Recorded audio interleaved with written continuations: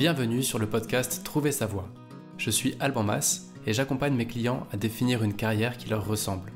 Ce podcast reprend en replay les lives qui ont lieu chaque jeudi à 13h30 sur LinkedIn. Vous pouvez aussi retrouver les replays sur mon site albanmas.com et sur ma chaîne YouTube. Je vous souhaite une très bonne écoute.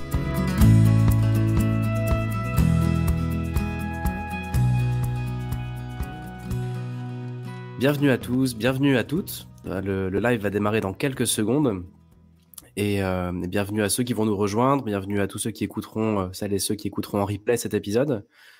Aujourd'hui, j'ai le grand plaisir d'accueillir Emmanuel Ballet de Cocremont, qui va nous parler d'enfants intérieurs, qui va nous parler de relations parents-enfants, qui va nous parler de comment est-ce qu'on peut se délier au fond d'un certain déterminisme familial, en tout cas d'une impression d'un déterminisme familial en matière d'orientation. Je n'en dis pas plus, il va vous expliquer ça bien mieux que moi.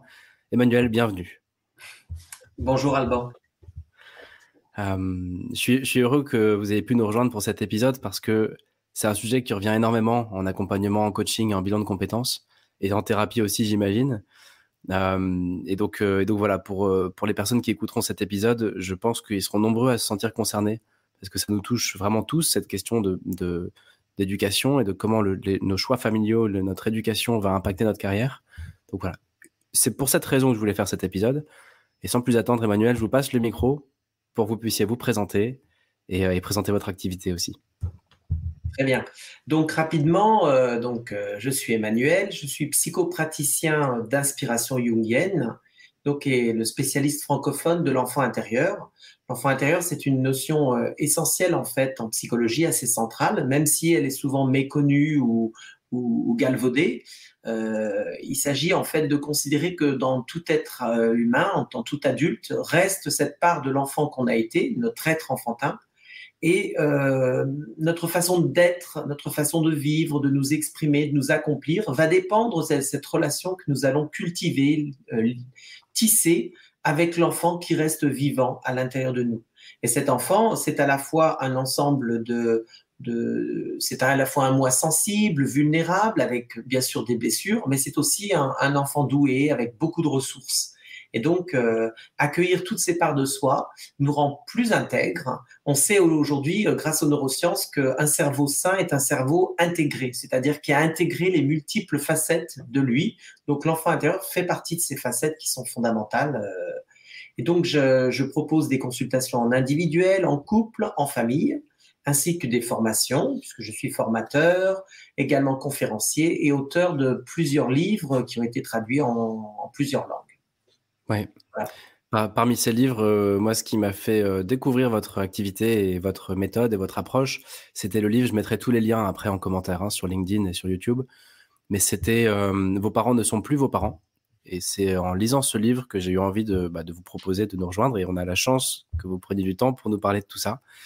Donc c'est super. Si j'ai bien compris, dans votre activité de psychopraticien et donc de thérapie, si on fait un parallèle avec le sujet de ce podcast qui est l'orientation professionnelle, vous me parliez d'un enjeu d'individuation et qu'au fond, il s'agit un petit peu de ce mot-là, de ça. Est-ce que vous pourriez nous en dire un peu plus ? Oui, l'individuation, donc c'est un terme qui renvoie vraiment à la pensée jungienne. Pour ceux qui ne connaissent pas bien Jung, il faut rappeler que Jung, c'était d'abord un élève de Freud, et puis il a développé sa propre théorie et son approche psychothérapeutique. Et dans la théorie jungienne, finalement, tous les individus sont mis en mouvement par un processus qui est vécu plus ou moins consciemment et qu'on appelle le processus d'individuation.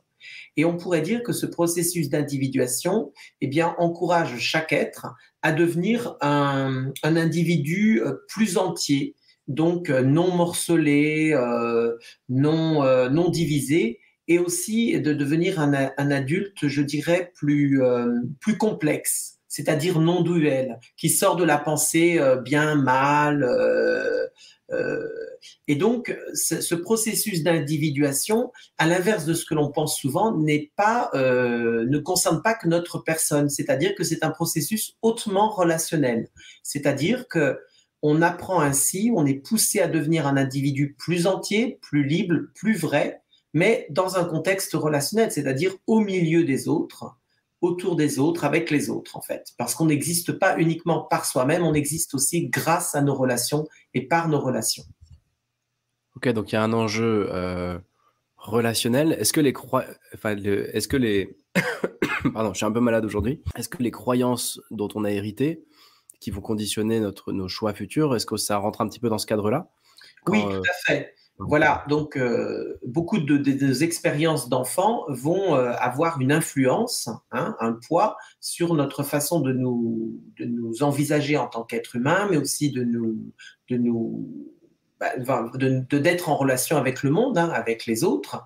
Et parmi ces expériences, il y a des expériences qui ont été difficiles, douloureuses, qui n'ont pas pu être accueillies, qui n'ont pas pu être traversées, et donc élaborées par l'enfant que nous étions.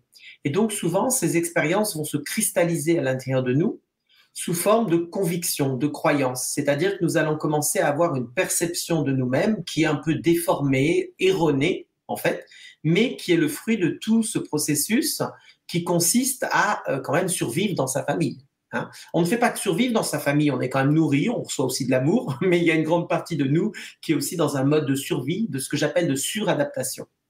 Et donc, on construit comme ça des convictions et toutes ces convictions, ces croyances vont créer ce qu'on pourrait appeler une construction du monde. Et chacun a une construction du monde qui repose sur l'idée fondamentale que ce qui a été douloureux et qui nous a blessés enfants va nécessairement se reproduire. Et donc, plus notre construction du monde est une réaction à quelque chose de blessé et de violent ou de traumatisant que l'on a vécu, plus cette construction du monde agit comme une armure. C'est-à-dire, puisque je suis persuadé que je vais à nouveau être blessé dans mon lien aux autres, alors je construis autour de moi une armure qui va me permettre d'éviter d'être à nouveau blessé. Donc, beaucoup de nos convictions peuvent être des convictions qui nous semblent légitimes, alors qu'en fait, elles sont des protections vis-à-vis de l'autre, en qui nous n'avons pas forcément complètement confiance, ou qui peut générer en nous des craintes, des peurs. Ok, donc quelqu'un qui, par exemple, aurait l'impression de ne pas savoir prendre la parole en public ou qui a du mal avec les chiffres ou qui, peu importe le blocage qu'il va rencontrer, ce que j'entends, pardon, c'est qu'il y a un enjeu à dissocier. Quelle est la part tempérament de cette question-là? Quelle est la dimension vraiment intrinsèque de cette personne où, au fond, elle n'a juste pas les compétences, c'est pas son truc? Et quelle est la partie un peu héritée parce qu'un jour quelqu'un lui a dit, un prof de maths ou une maman ou un papa, tiens, toi, c'est pas ton truc. En gros, c'est un peu ça le sujet. Il y a quelque chose à différencier entre comment on s'est construit et qui on est vraiment, en gros. Oui, beaucoup de personnes que je rencontre en thérapie, finalement, au départ, se contraignent à définir leur personnalité et donc à justifier leurs limites par cette personnalité. Alors c'est vrai que tout le monde n'a pas forcément un don pour prendre la parole en public ou pour les mathématiques, ce qui est par exemple mon cas. Les mathématiques et moi font vraiment deux. Oui. Mais on va dire que dans une dynamique vraiment vivante, ça ne génère pas des blocages. Ça ne génère pas de crainte ou de blocage. On sait qu'on n'est pas forcément doué, mais ça ne nous empêche pas d'essayer, ça ne nous empêche pas d'y trouver une forme de plaisir. Voilà. Hein. Quand on est face à une paralysie, face à des blocages, face à vraiment une appréhension très forte à l'idée de parler en public, etc., il est très probable, en effet, que nous avons eu dans l'enfance des expériences difficiles qui nous ont empêchés d'avoir cette place un peu particulière qui est aussi que les enfants adorent, qui est la place un peu centrale où je suis vu, je suis entendu. Et ça, beaucoup d'enfants n'en font pas forcément l'expérience. Mais ce qui est difficile aussi, c'est que nos convictions vont se construire et se fortifier à l'âge adulte. C'est-à-dire qu'à l'âge adulte, nous faisons aussi toute une série d'expériences qui viennent confirmer nos convictions. Ok, parce qu'on va avoir un certain regard qui fait qu'on ne va retenir que ce qui va dans le sens de nos convictions. Complètement, complètement. Oui, c'est vraiment comme si on portait des lunettes noires qui déforment une partie de la réalité. Et donc, les atteintes portées à notre « je suis » enfantin vont avoir des répercussions dans notre vie d'adulte. Les principales répercussions sont quand même liées à ce que moi j'appelle les sentiments toxiques. Ces sentiments toxiques sont des sentiments qui sont naturels, sont des sentiments humains, mais qui vont avoir tendance à se retourner contre nous-mêmes. Et parmi les sentiments qui sont toujours à observer et qui sont source de beaucoup de blocages chez beaucoup de personnes, il y a la honte, la culpabilité, le sentiment d'injustice ou d'impuissance, par exemple. Et ces sentiments, en fait, vont souvent venir faire barrage pour nous permettre d'assumer qui l'on est, d'assumer notre spécificité, d'assumer d'être au monde avec la sensation d'être soi. Parce que beaucoup de gens, finalement, ont beaucoup de mal à avoir le sentiment d'être eux-mêmes. Hein? Ils s'autocensurent, ils se contraignent, ils se normalisent, ils obéissent à des règles, en fait, qui les contiennent, plutôt que de prendre le risque de la relation, prendre le risque d'oser être différent, spécifique. Donc si j'essaie de comprendre un peu les moyens pas de diagnostiquer ça, mais pour chacun d'entre nous, de savoir si on est sur un problème de l'ordre de la compétence ou par exemple de l'identité, d'un blocage. Ce que j'entends là, c'est que au fond, si on se sent un peu en difficulté avec une certaine facette de nous-mêmes, ou en tout cas si on se sent bloqué sur quelque chose, dès lors qu'il y a ouais, en fait, le mot qui me frappe, c'est le mot blocage. Dès qu'on se sent bloqué dans quelque chose, a priori, c'est que c'est pas hyper sain et qu'on est peut-être plus dans l'héritage d'une croyance et d'un schéma familial que d'un problème de compétence. Tout à fait. En France, concernant les compétences, ce qui est intéressant, c'est d'observer que les convictions ne sont pas qu'individuelles, elles sont systémiques. Ça veut dire qu'elles appartiennent aussi à la famille dans laquelle nous avons vécu, mais elles appartiennent aussi au système scolaire dans lequel nous avons été formés, et elles appartiennent aussi au système professionnel, aux entreprises, et puis à la société. Ce qui est intéressant dans la société française, c'est qu'en France, on insiste beaucoup sur un processus d'apprentissage qui passe par la notion d'erreur. Et donc, l'erreur est stigmatisée comme étant ce qu'il ne faut pas faire. Et on encourage l'individu à faire attention, à augmenter ses compétences en évitant de faire des erreurs. Et ça, c'est très classique. On le voit dans beaucoup de familles. Déjà, j'ai un de mes patients qui me disait encore il y a quelques jours, dès qu'il faisait quelque chose qui finalement est tout à fait naturel chez un enfant et ne prête à aucun problème, sa mère le regardait et lui disait « tu devrais avoir honte ». Il était toujours en sentiment d'erreur et d'échec. Hein? Donc, ça fige l'esprit, on appelle ça même un état d'esprit figé, et ça nous empêche d'avoir cette ouverture de considérer, par exemple, l'erreur comme vraiment une opportunité. L'erreur, il faut se planter pour germer, je dis souvent. C'est-à-dire que l'erreur, c'est vraiment quelque chose qu'on doit apprécier. Et quand je forme les thérapeutes, par exemple, je leur dis, le plus intéressant dans le métier de thérapeute, c'est quand vous êtes dans la zone où vous avez le sentiment soit d'être mis en échec, soit de faire une erreur. Alors, ou que l'autre est dans l'erreur. Ce sont vraiment les zones les plus créatives, en fait. Parce que c'est celles où il y a vraiment des possibilités de résolution importantes. Mais pour cela, il faut considérer l'erreur comme vraiment quelque chose de génial. Ok, oui. Or, c'est pas comme ça qu'on est éduqué en général, en effet. Ah ben non. Et puis, c'est pas comme ça non plus qu'on travaille souvent dans le monde professionnel. Mais j'attrape la balle au vol ici en termes d'accompagnement, de coaching, d'orientation. C'est un processus qui consiste à aller d'erreur en erreur jusqu'à avoir trouvé sa voie, d'aller de rebond en rebond, d'aller de petits loupés, de succès en loupé, en succès en loupé. C'est forcément très itératif, le parcours qui consiste à trouver sa place dans le monde du travail. Et j'attrape cette balle-là au vol parce que c'est quelque chose que moi je vis au quotidien avec des coachés qui arrivent et qui disent, moi ce que je veux, c'est dans 3 mois, je veux avoir trouvé. Et on va passer par A, ce qui va donner B, ce qui va donner C, et j'aurai enfin D. Et c'est très difficile de faire prendre conscience à quelqu'un qu'on accompagne en coaching qu'en fait, non, ça va consister à partir de qui on est et de se planter jusqu'à ce que ça marche, entre guillemets. Maladroitement, c'est un peu ça l'idée, quoi. Ça me parle assez, ce que vous dites là. Oui, parce que l'erreur n'est pas considérée comme faisant partie du processus créatif. Ouais. Elle est considérée comme ce qui nous éloigne du processus créatif. Or, en fait, c'est tout à fait l'inverse. Et une piste, ça peut être de s'intéresser à la psychologie de l'invention. Parce que la psychologie de l'invention, de l'innovation, a démontré qu'en fait, toutes les grandes recherches sont le fruit d'erreurs. Toutes les grandes découvertes sont le fruit d'erreurs. C'est-à-dire qu'on tombe sur quelque chose qui n'était pas prévu, qui est d'abord interprété comme une erreur et qui s'avère être une découverte. Donc, en tant qu'être humain, c'est de la même façon en fait qu'il faut fonctionner, c'est-à-dire considérer que ce que nous considérons comme des erreurs sont autant d'ajustements, d'expériences régulatrices qui nous permettent à un moment d'être vraiment alignés sur ce qui va mobiliser au mieux notre compétence, faire sens et nous donner le sentiment d'être vivant, d'être créatif et de nous accomplir. Quand on s'est rencontrés un peu en off, vous me disiez que la crise de la quarantaine, ou en tout cas les questionnements de milieu de vie qui sont un peu charnières, venaient parfois du fait que ça y est, on a fait plaisir, entre guillemets, pendant notre premier début de carrière à voilà, un système familial, à un schéma familial, à un mode de pensée basé sur des croyances et autres, et qu'il y a un moment où on se libère de ça. Alors je suis pas sûr d'avoir complètement bien ni compris ni expliqué ce que j'avais compris, mais est-ce que vous pourrez nous dire un mot là-dessus, sur votre expérience à vous? Oui, le processus d'individuation peut s'envisager sous forme de cycle. Hein.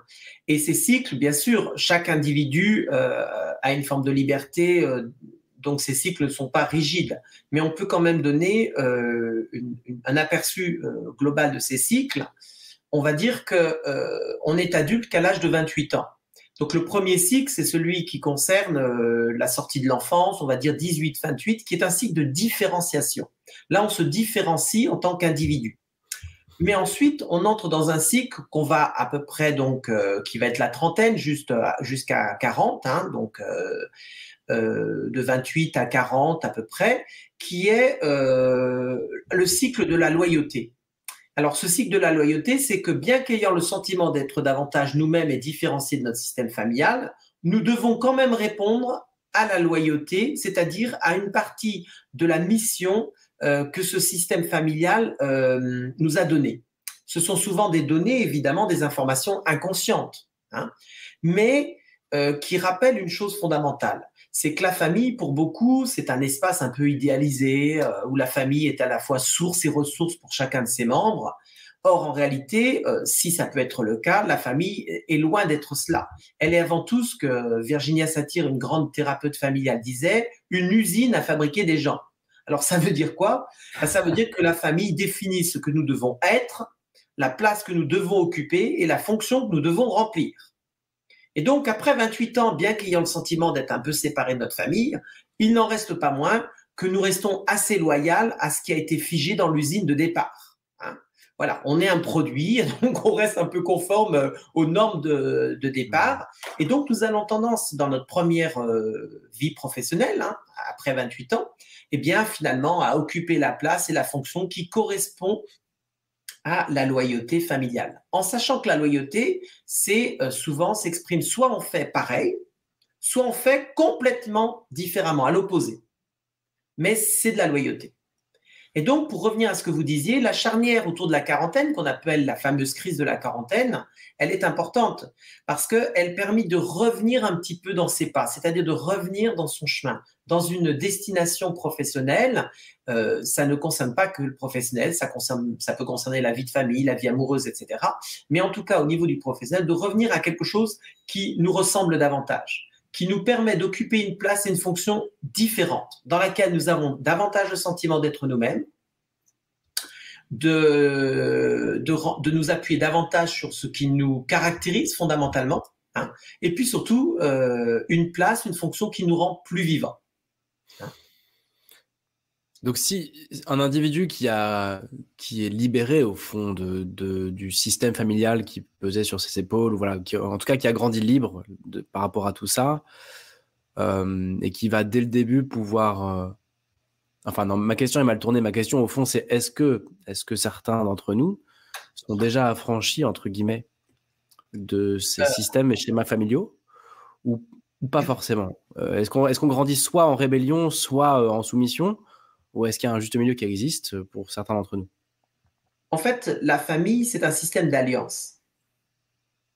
Et l'enfant que nous étions fonde toujours son alliance vis-à-vis de ses parents. Il la fonde sur la notion d'amour. L'enfant est aimant et il espère recevoir de l'amour en retour. Et ça fonde l'alliance. D'accord? Mais se substitue à la notion d'alliance les loyautés. Et les loyautés, c'est comment je dois remplir une partie donc, du job qu'on m'assigne. Hein?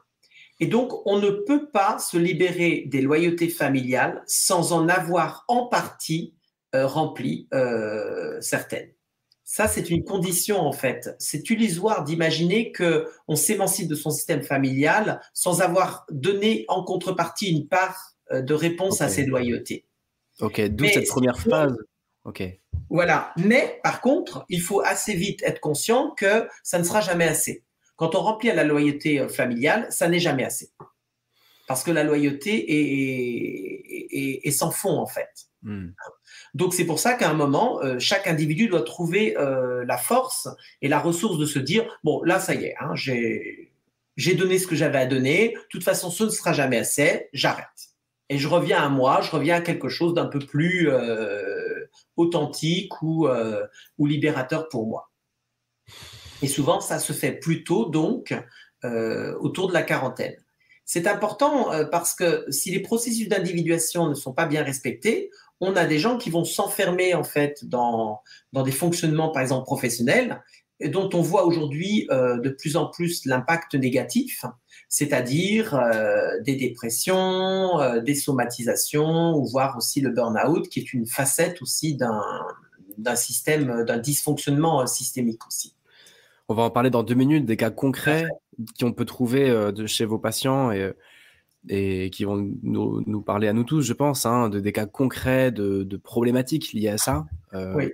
Juste avant ça, je trouve qu'il y a un point très intéressant dans ce que vous dites, c'est notamment en matière d'orientation. Ça fait partie du titre, ça fait partie du cœur de ce podcast de parler d'orientation. Et il y a 2 cas de figure que je trouve intéressants à discuter rapidement avant de revenir à notre sujet qui est plutôt thérapeutique. Mais le aujourd'hui, on critique beaucoup, et j'en fais partie de ces gens qui critiquent beaucoup l'orientation française, l'orientation scolaire et tout. Mais en fait, personnellement, plus j'avance, plus je prends conscience que avant 23, 24 ans, franchement, je me demande même un peu à quoi ça sert, l'orientation. On n'est pas construit, on n'est pas mûr. Vous venez mettre cet âge-là de 28 ans qui dit qu'on est encore en train de se construire. Et en fait, dans une certaine mesure, plus ça va, plus ça me paraît OK de pas être OK avant la trentaine. Parce qu'en fait, je crois que tout simplement, on n'est pas construit. Et ça va, c'est ce que vous dites, va vraiment dans ce sens-là. Donc ça met un peu d'eau à mon moulin. Je ne le basais pas sur les mêmes items, sur les mêmes théories, mais plutôt sur l'observation, on va dire. Que voilà, quand j'accompagne des personnes qui ont moins de 25 ans, parfois même moins de 30, sans encore projet de couple ou parental ou projet de famille, etc. Ouais. Ils sont encore en pleine construction et en fait, c'est difficile de savoir où on va quand on ne sait toujours pas où on est, quoi, ou qui Tout on à est. fait. Dans la Grèce antique, le jeune citoyen, lorsqu'il arrivait à l'âge adulte, partait donc dans l'armée. Et l'armée, en fait, c'était une occasion d'expérimenter dans différentes cités, différents types de métiers, différentes expériences qui lui permettaient finalement de se construire.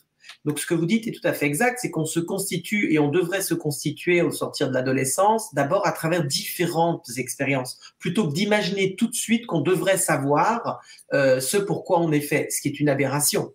Alors, on veut remplir toujours, les convictions sont beaucoup liées à des mythes. Hein, et le mythe de la vocation qui serait la panacée et auquel tout le monde devrait coller est absurde. Ouais. Ça existe. Bien sûr qu'on peut avoir des vocations, mais même ces vocations-là ne sont pas forcément un chemin dessiné pour toujours. Moi, c'est vrai que, par exemple, très rapidement, quand j'étais enfant, en 5e, je voulais devenir astronaute. Bon, c'était un peu difficile vu mon niveau en maths et vu l'ambition que ça nécessitait. Mais très vite, ensuite, en 4e, je dis, je vais être prof d'histoire. C'est vraiment quelque chose qui m'animait. Et donc, j'ai enseigné l'histoire pendant 17 ans. Je suis devenu prof d'histoire. C'était une première vocation. Mais ça ne dessine pas la globalité de ma personne. Et puis ensuite, j'ai lâché ce métier pour devenir psychothérapeute. Enfin, je l'ai été en parallèle, mais voilà. Et pour en revenir à la notion donc d'orientation, c'est on devrait penser plus l'orientation en termes vital. C'est-à-dire, quelles sont les expériences qui me vitalisent? Quelles sont les expériences qui me rendent joyeux?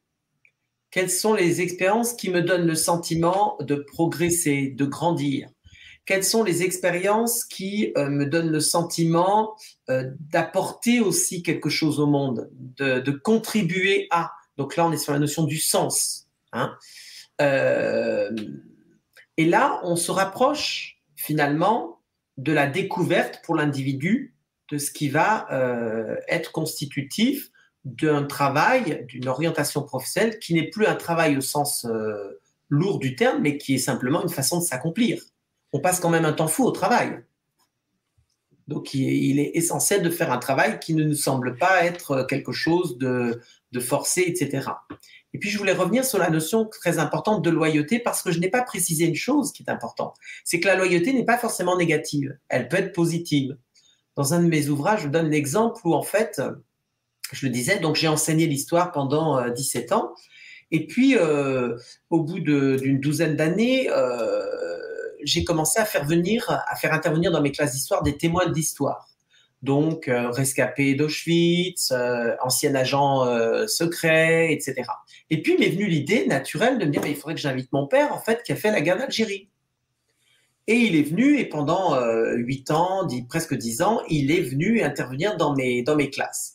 Et un jour, donc, où il intervenait dans ma classe, j'écoutais ce qu'il disait, et puis d'un seul coup, je me suis dit, mais en fait, je suis en train d'obéir à une loyauté.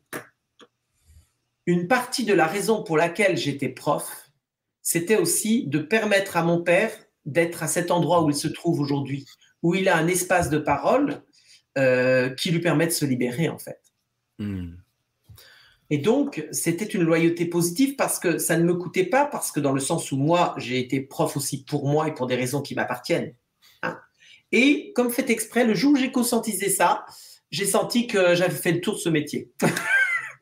Ok, c'est intéressant. C'est pareil, j'attrape de nouveau la balle au vol sur cette loyauté positive. De nombreuses personnes me disent, voilà, j'ai pas vraiment choisi mes études, j'ai pas vraiment choisi tout ça parce qu'en fait, bon, il fallait ouvrir des portes. Donc, j'ai fait ce que je pouvais faire de mieux avec mon niveau scolaire. Donc, souvent dans le pousser à maxima, ça va être des prépas pour des écoles très sélectives et des personnes qui se retrouvent à la trentaine à dire, en fait, j'ai jamais rien choisi.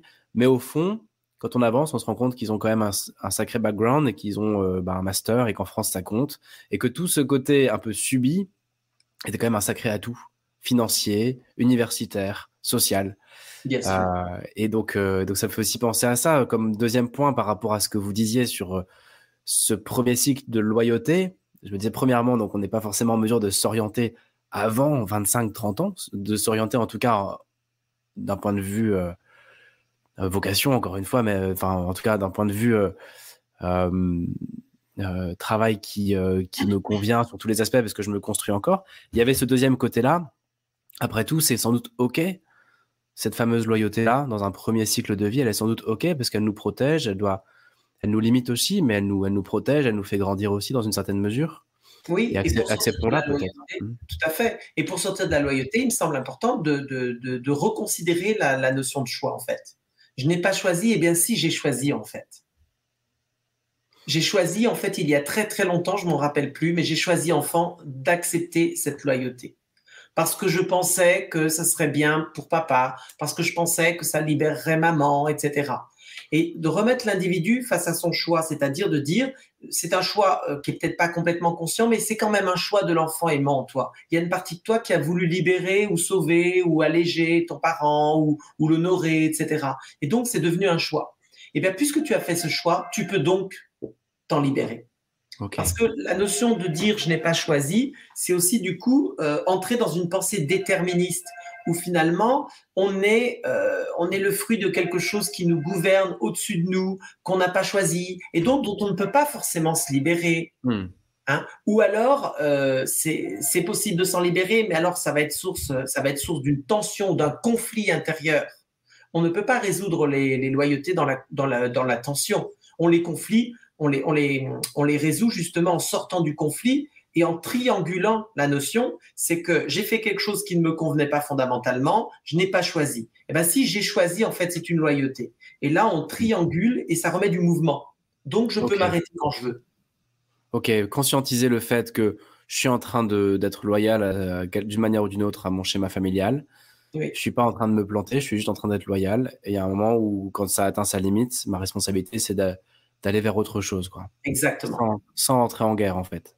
Tout à fait. C'est intéressant. Je vous ai coupé tout à l'heure au moment où on allait parler des cas pratiques et je vois l'heure qui file.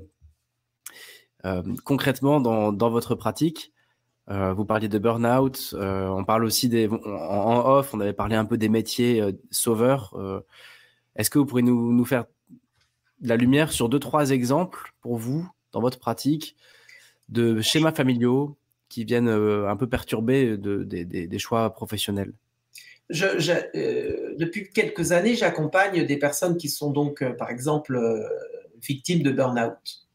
Et ce que je trouve intéressant, c'est que souvent, ces personnes sont mises en échec alors qu'on prétend vouloir les aider parce que qu'est-ce qui les met en échec?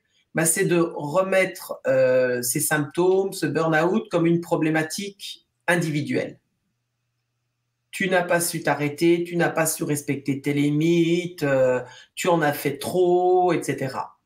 Et ce qui me semble être très opérant en thérapie, parce que je vois que ça fonctionne vraiment, c'est de libérer l'individu en fait de ce symptôme soi-disant individuel et d'en faire un symptôme systémique. Non, tu as simplement été tellement loyal que tu as continué à remplir la place et la fonction qu'on t'a demandé. Et ce que je constate, c'est que beaucoup de personnes qui sont victimes de burn-out, quand on creuse un petit peu leur vécu de l'enfance, on se rend compte que ce sont des enfants qui n'ont pas été respectés dans leurs besoins ni dans leurs limites, et que ce sont des enfants qui ont été souvent adultifiés, parentalisés, et à qui on a envoyé le message qu'il fallait toujours en faire plus et que ce ne serait jamais suffisant. Donc ce fonctionnement en fait à l'âge adulte devient dans un cadre professionnel où le contexte va favoriser cette place-là, va devenir problématique en fait. Et ce qui est intéressant, c'est que les personnes qui souffrent d'un burn-out en fait sont en souffrance au départ parce qu'elles pensent avoir échoué. C'est-à-dire que c'est pas leur bien-être en fait qui les préoccupe. C'est le fait qu'elles n'ont pas réussi à mener à bien leur mission. Et là, on est vraiment dans des caractéristiques qu'on appelle celles d'enfants adultifiés ou parentifiés. Oui, donc l'approche systémique, je trouve, est très efficace et déculpabilisante et donne aussi une sorte de perspective très différente à ces problématiques. Et ça, c'est pour moi une clé. J'avais jamais vu les choses sous cet angle, mais c'est vrai que de ma petite fenêtre, quand une personne est en burn-out, elle va dire voilà, je sais que je bosse trop, mes managers m'ont dit que je travaillais trop, j'arrive pas c'est toujours centré sur une incapacité à. Ou au contraire sur une surcapacité à. Exactement. Mais j'ai jamais vu ça sous l'angle que vous apportez du système familial où en fait c'est peut-être tout simplement je suis loyal à l'excès en fait. Tout à fait. Et avec souvent la présence de beaucoup de messages paradoxaux, c'est-à-dire de double contrainte. C'est-à-dire que l'enfant a entendu soi-disant qu'on le respectait, qu'il devait s'occuper de lui et tout, mais en même temps, il a entendu non, mais surtout occupe-toi de nous.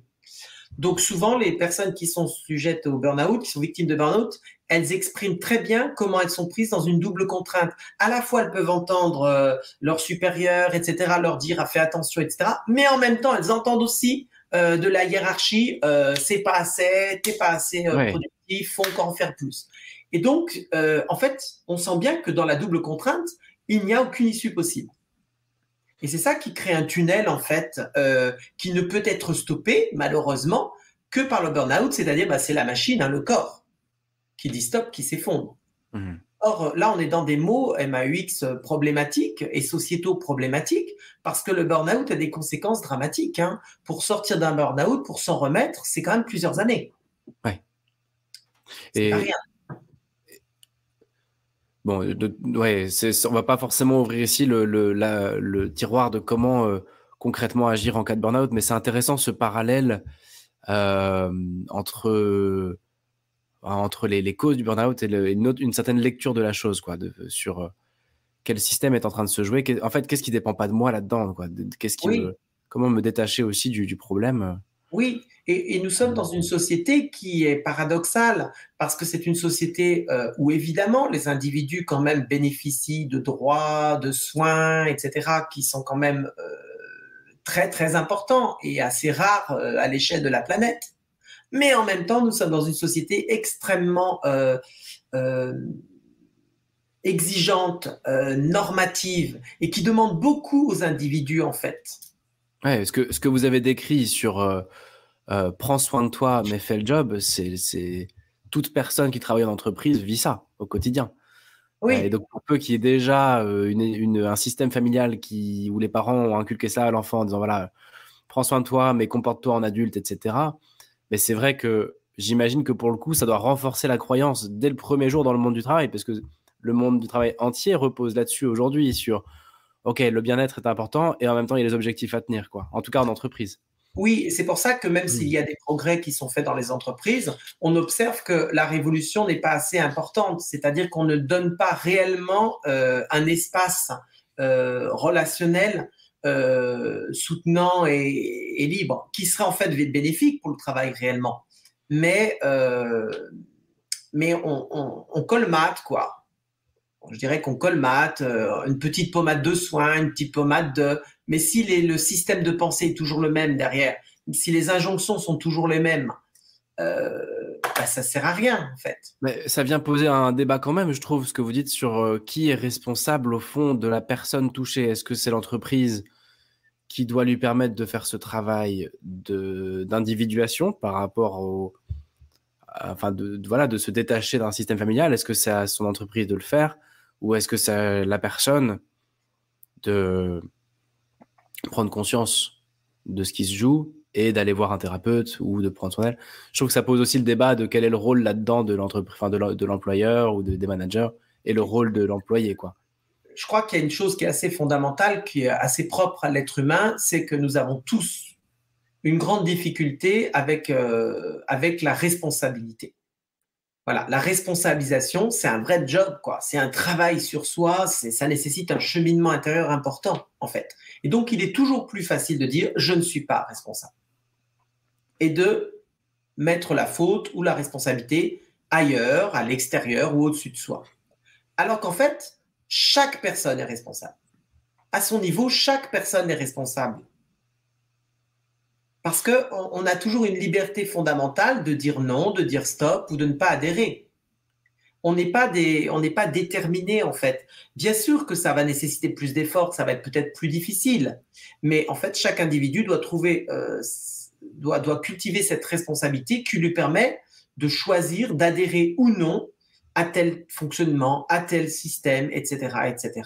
Je me rappelle d'une infirmière qui travaillait donc dans un service dans lequel c'était toujours un rendement fou, un rendement fou, un rendement fou. Et puis, il y a une infirmière qui arrive et au moment de l'entretien auquel elle a participé, elle ne le sent pas du tout, elle ne veut pas l'embaucher, mais la direction dit si, on l'embauche.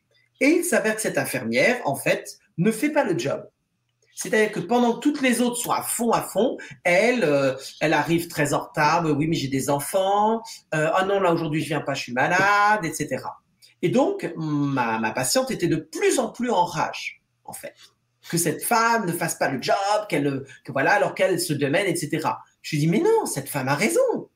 Alors que tout le monde se démène, il faut un équilibre. Elle fait rien, elle fait le moins possible. Comme ça, tout est en équilibre. Alors elle dit, mais c'est insupportable, c'est insupportable. Je dis, non, c'est normal en fait. Toi, tu aimerais être cette femme. Alors là, elle était encore plus furieuse, mais ça nous a permis de travailler sur les convictions qui étaient la sienne, qu'il fallait qu'elle soit un bon petit soldat. Quand je lui disais, fais la fainéante, sois tranquille, etc., elle trouvait ça insupportable. Une fois que peu à peu, elle a lâché ses convictions, je lui ai dit, maintenant, tu vas pouvoir dire à cette femme que tu vas la remercier. Tu la remercies et tu lui dis, je te remercie de te comporter comme ça au travail, ça m'inspire beaucoup, maintenant, je vais faire comme toi. C'est ce qu'elle a fait. Et quand elle a fait ça, l'infirmière, entre guillemets, laxiste, feignante, etc., a pété un câble. Elle a trouvé ça insupportable et elle a démissionné aussitôt. D'accord.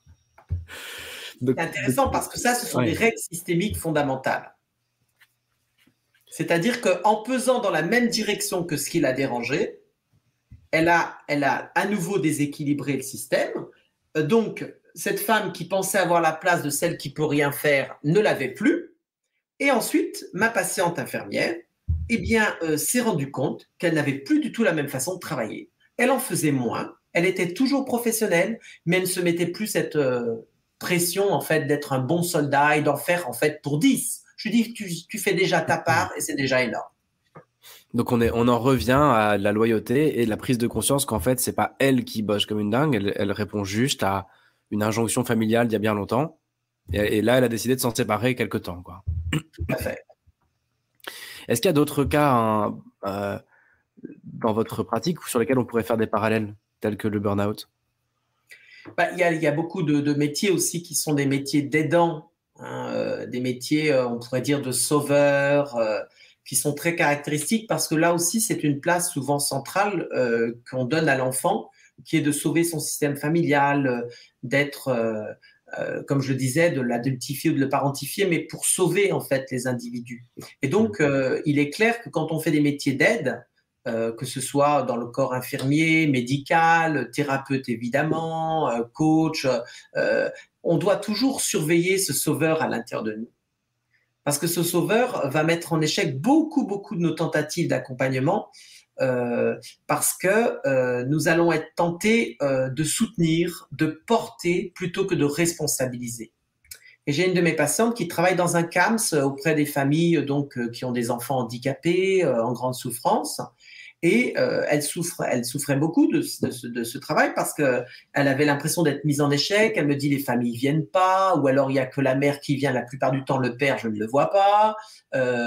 Et puis, de toute façon, tout est payé. Ces familles sont évidemment dans une grande précarité. Donc, on leur paye le taxi, on leur paye tout. Elles ne viennent pas. Donc, il y avait un énorme absentéisme. Et j'ai dit à cette femme, pourquoi tu fais tout ça? Et évidemment, elle faisait tout ça parce qu'elle était dans toujours ce même rôle de sauveur, il faut que je sauve, il faut que, etc. Et puis, elle avait aussi ce prisme incroyable qu'on a en France qui est qu'il faut sauver l'enfant à tout prix. Voilà. Alors, on protège à la fois le parent, mais on le met de côté, on le protège. Le pauvre, il ne peut pas faire grand-chose. Et on sauve l'enfant à tout prix. Je dis, mais ça, c'est pas une famille. Une famille, c'est la capacité à ce que parents et enfants soient réellement connectés et que l'enfant soit entendu et que le parent entende son enfant. Et quand elle a pris conscience de ça, elle a commencé à se positionner différemment. C'est-à-dire que non seulement elle aidait plus simplement l'enfant, mais elle faisait le pont entre le parent et l'enfant. Et puis elle a commencé à dire, moi je veux voir le père. Alors les pères n'étaient pas trop contents, mais ils ont commencé à se déplacer. Et puis, ce qui a vraiment changé la dynamique de son travail, là où elle sentait que ses familles, elle les tirait, elle les soutenait, elle les portait, alors qu'il n'y avait pas beaucoup de changements en fait. Elle a commencé à dire aux familles, bon, maintenant il faut me payer. Donc, comme je suis déjà rémunéré, vous allez me faire un paiement symbolique. Soit c'est l'enfant qui amène un dessin, soit c'est vous qui m'amenez une part de gâteau, qu'importe. Vous devez payer. Et ce qu'elle a observé est très simple. Elle a observé 3 choses fondamentales. C'est que les parents, les pères soi-disant non impliqués, se sont déplacés. Que soi-disant ce travail impossible à faire entre parents et enfants handicapés commençait à exister. Il y avait des liens qui commençaient à se tisser, etc. Et ensuite, donc elle observait une transformation vraiment du fonctionnement de ces familles. Et ensuite, très important, toujours aujourd'hui, elle n'a quasiment aucun absentéisme, alors que ses collègues continuent à subir l'absentéisme. Les familles se déplacent et veulent se déplacer. Elles sont ravies de donner une contribution et parce qu'elles contribuent, même symboliquement, elles commencent à s'engager parce qu'elles sont considérées. Le sauveur ne considère pas la personne qu'il a en face. Il n'en a rien à foutre en fait. C'est pour sa pomme. On sauve pour soi. Donc, le sauveur est à surveiller pour vraiment considérer les individus dans leurs ressources. Même des familles qui sont en grande difficulté ont des ressources humaines incroyables. Et c'est ce qu'il faut aller chercher et mobiliser. Ce que je trouve doublement intéressant dans ce que vous dites, c'est que cette personne a pris conscience qu'elle avait une position de sauveur et que ça empêchait en fait d'accompagner. Et ça répondait plus, encore une fois, à une loyauté de son enfance, sans doute, par rapport à son système familial, qu'à un vrai désir d'accompagner ou autre. En tout cas, il y a cette partie-là, évidemment, que vous avez décrite, qui est intéressante. Ça me fait penser, dans un coin de ma tête, à autre chose, c'est que les métiers d'accompagnement et d'aide et de soins sont des métiers quand même plutôt mal payés, plutôt difficiles en France,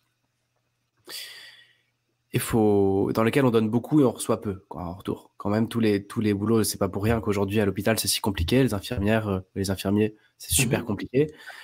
Et ce que je me dis, et c'est quelque chose que je me suis dit la première fois qu'on s'est rencontrés aussi, quand vous aviez commencé à me parler de ça, que ça veut dire qu'aujourd'hui, certaines personnes peuvent faire des choix de carrières qui sont des carrières quand même difficiles, qui sont pas très rémunératrices la plupart du temps dans les métiers d'accompagnement et de social. Et en soi, je remets pas ça en question parce que ce sont de magnifiques métiers et carrières, mais encore faut-il que ce soit par choix et non pas par loyauté dans ce cas-là.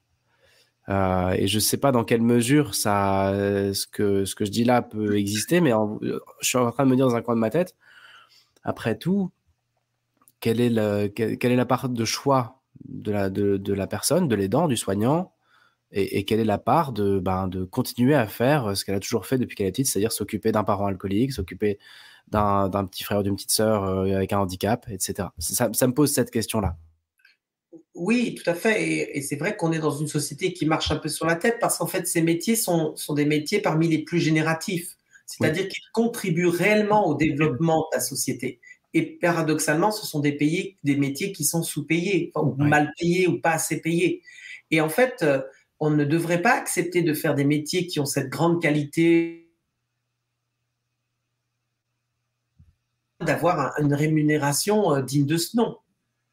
Moi, c'est une partie, enfin, il y a un moment, et je m'en rappellerai toujours, lorsque j'ai quitté l'enseignement, j'étais quand même agrégé, donc j'étais pas dans la position la plus mal lotie, hein, loin de là. Mais lorsque j'ai décidé de partir, comme fait exprès, j'ai eu une dernière inspection, et puis l'inspecteur est venu, l'inspection s'est magnifiquement bien passée, et puis l'inspecteur était très content, et là je lui annonce, mais je quitte l'enseignement. Alors, il me dit, ah bon, mais pourquoi, etc. Ben, je dis, je contribue beaucoup mieux à la société ailleurs, dans mon métier de thérapeute, etc. Et puis, je ne peux pas continuer à faire un métier avec mon investissement, avec la qualité de ma personne, avec un salaire fixe qui ne bougera jamais. C'est pas possible, en fait. Là, il y a un moment, quelque chose qui n'est plus intègre pour moi. Hein, et c'est pas une question de vouloir forcément gagner beaucoup et de ça, c'est pas la question. C'est qu'il faut qu'on ait un rapport entre l'investissement de ce qu'on apporte dans la société et le retour sous la forme de salaire qui soit quand même, qui parle en fait de respect de la valeur de ce que l'on fait, Oui. de la qualité de l'engagement qui est le nôtre. Voilà. J'imagine que si on est dans de la réplication d'un système familial, rien, même gratuitement, on le ferait, au fond. Bien sûr, tout à fait. Du coup, c'est pas Et simple. la question n'est pas financière au sens où on l'entend réellement. C'est pas je veux gagner ou j'ai besoin de beaucoup d'argent. C'est que c'est symbolique. C'est que la rémunération doit dire l'importance que l'on accorde à ces métiers. Et en France, on est en retard. Il y a d'autres pays où le corps infirmier est beaucoup mieux payé. Voilà. Hein? Merci, c'est vraiment très, très riche. Ça donne envie d'aller sur encore plein de cas spécifiques. Mais bon, déjà, on a parlé burn-out, on a parlé métier, entre guillemets, sauveur. Pour ceux qui n'ont pas forcément la référence, je pense que vous parlez du triangle sauveur, bourreau et victime. Oui, c'est ce qu'on appelle, voilà, on appelle ça ça vient de l'analyse transactionnelle, c'est le triangle de Karpman. Donc, je mettrai la référence. Sauveur et victime. Et ce qui est très important, donc, c'est de toujours se rappeler que lorsqu'on occupe une place, toutes les autres vivent en nous. C'est-à-dire qu'un sauveur est un persécuteur aussi. Et il est aussi une victime. Une victime est aussi un bourreau et un persécuteur. En fait, ce ne sont pas des places occupées totalement. Quand on est dans une place, si on est plus victime, il y a les autres qui sont appelés et que l'on vit. Je mettrai la référence pour ceux qui nous écoutent et pour les replays. Voilà, c'est une grille de lecture intéressante pour beaucoup d'attitudes souvent relationnelles. Peut-être en 2 minutes, parce que comme on s'en doutait, on a dérapé un petit peu sur le temps. Concrètement, une personne qui nous écoute, et pour chacun d'entre nous, passer à l'action, quand on parle de systèmes familiaux, de loyauté, de blocage, de tout notre sujet d'aujourd'hui, concrètement, passer à l'action, qu'est-ce que ça peut vouloir dire? Juste dans cette question-là, je pense qu'une des réponses évidentes, c'est de pousser la porte d'un thérapeute, d'une thérapeute, d'un psychologue ou psychopraticien pour travailler sur ça. J'imagine quand même que c'est une porte d'entrée importante, mais comme ça, un petit peu à chaud, qu'est-ce que vous pouvez nous dire sur ce qui a l'air de fonctionner? Dans le travail sur l'enfant intérieur et dans le travail dans la dimension systémique de mon travail, je propose beaucoup ce qu'on appelle des prescriptions. Hein. On peut parler aussi de rituels ou de prescriptions. Les prescriptions sont des actes en fait que l'on va poser qui n'ont pas la vocation à résoudre le problème directement ou à apporter une réponse en fait, mais qui ont une fonction, c'est de faire un pas de côté. Hein. On a beaucoup parlé donc aujourd'hui de la place, de la fonction qu'on occupe, des convictions que l'on a, et on voit qu'en fait tout ça nous téléguide et qu'il peut être, je dirais pas facile, mais qu'il est possible en tout cas de sortir de ça en faisant un pas de côté. Donc la prescription apporte cette idée du pas de côté. Et à l'issue de cette émission, moi j'aimerais proposer une prescription en fait pour nos auditeurs. La prescription auquel je pense, c'est de prendre une photo de soi enfant. En fait, pas forcément une photo qu'on apprécie. Ça peut être souvent intéressant de travailler avec une photo qui n'est pas forcément très agréable, voilà. Et puis, en début de journée, de demander à cet enfant, qu'est-ce que tu as envie de vivre, d'exprimer, de créer dans cette journée? Qu'est-ce que tu as envie vraiment de vivre, d'exprimer, de créer pour passer une bonne journée? Voilà. On peut entendre la réponse à l'intérieur de soi, mais on peut aussi l'écrire. Si on l'écrit, c'est intéressant d'utiliser la main non directrice. Si on est droitier, on écrit avec la main gauche. Si on est gaucher, on le fait avec la main droite. D'écrire la réponse sans censurer, même si ça nous semble étrange, etc. Et puis en tant qu'adulte, ensuite, c'est de prendre la responsabilité de bien-être de cet enfant qui est à l'intérieur de nous et de s'engager, même à hauteur de 5 minutes uniquement par jour, de remplir cette demande. Je me suis rendu compte à travers ma pratique que si on s'occupe de cet enfant à l'intérieur de nous, si on répond à ses demandes, ne serait-ce que 5 minutes par jour, 5 à 10 minutes par jour, ça entraîne de grandes transformations. J'essaye en parallèle de l'ajouter à l'écran. Si j'entends bien, hein, c'est prendre une photo de soi enfant et laisser notre enfant intérieur répondre à « Qu'est-ce que tu as envie de vivre aujourd'hui ?» Très bien. C'est ça, c'est dans ce sens-là que vous le disiez ? Voilà. Et ensuite, en tant qu'adulte, de s'engager en fait à poser les actes ou d'avoir ces attitudes ou cette expression qui va répondre à cette demande de notre enfant intérieur. Je vais le laisser un peu à l'écran, le temps de vous remercier, Emmanuel, pour tous ces éclairages. Merci à vous, Alban. Merci vraiment, moi, je recommande, en tout cas, le livre, le seul livre sur lequel que j'ai lu, mais je vais bientôt lire les autres et je vais encore une fois mettre les références en annexe. Merci d'avoir pris le temps de nous éclairer. On n'avait pas trop de questions, mais je pense qu'il y aura de nombreuses personnes qui seront contentes d'écouter votre apport sur le sujet en replay. Donc merci à tous ceux qui étaient là, celles qui étaient là, ceux qui nous écouteront. N'hésitez pas à commenter, à vous abonner si vous le souhaitez, et puis allez aussi visiter le site Cœur d'enfant, méthode Cœur d'enfant. Oui, tout à fait. Cœur d'enfant, ça s'appelle. Ouais. Cœur d'enfant. Cœurdenfant.fr pour en savoir plus sur l'enfant intérieur, sur Emmanuel, sur votre épouse aussi. Je crois que vous travaillez tous les deux. Oui, Marie-France, tout à fait. Et voilà.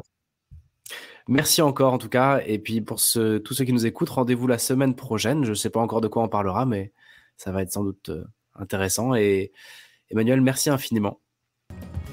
Merci, bonne journée. Bonne journée à chacun.